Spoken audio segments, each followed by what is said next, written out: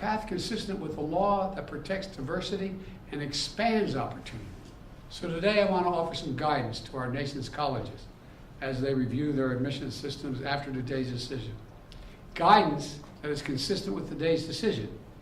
They should not abandon, let me say this again, they should not abandon their commitment to ensure student bodies of diverse backgrounds and experience that reflect all of America.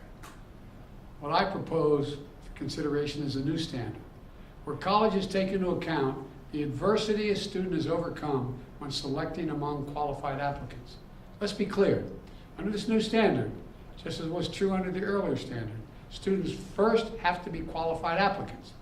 They need the GPA and test scores to meet the school's standards. Once that test is met, then adversity should be considered, including a student's lack of financial means, because we know too few students of low-income families, whether in big cities or rural communities, are getting an opportunity to go to college. When a poor kid, maybe the first in their family to go to college, gets the same grades and test scores as a wealthy kid, whose whole family's gone to the most elite colleges in the country, and whose path has been a lot easier. Well, the kid who faced tougher challenges has demonstrated more grit, more determination, and that should be a factor that colleges should take into account in admissions, and many still do.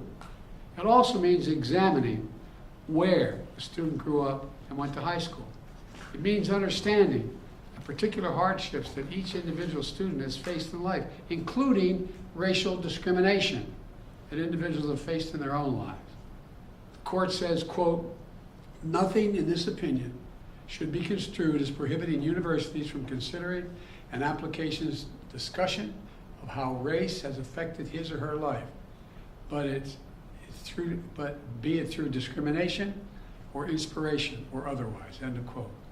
Because the truth is, we all know it, discrimination still exists in America. Discrimination still exists in America. Discrimination still exists in America. Today's decision does not change that.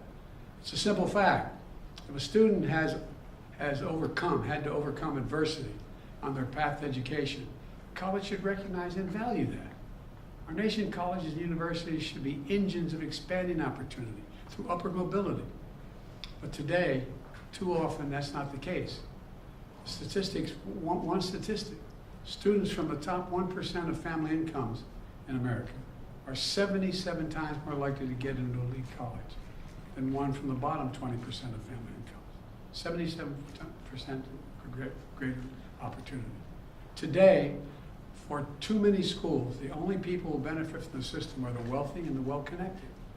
The odds have been stacked against working people for much too long.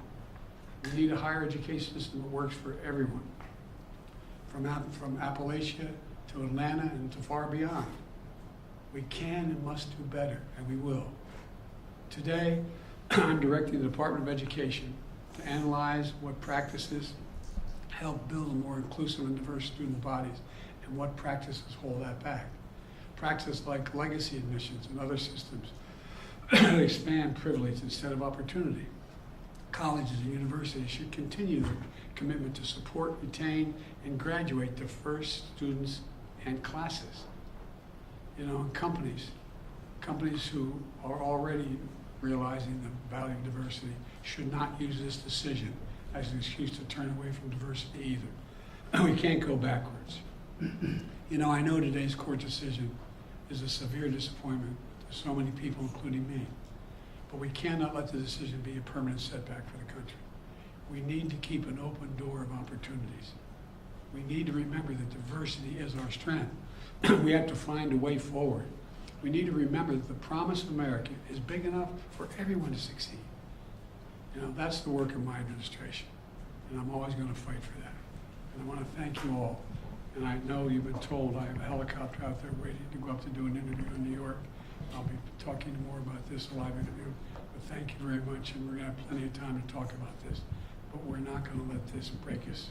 President Biden, the Congressional Black Caucus said the Supreme Court has thrown into question its own legitimacy. Is this a rogue court? This is not a normal court. Should there be term limits for the justices, sir? Okay, thank you for everyone for listening. All calling doors for departure right now. So if everyone wants to get quickly, take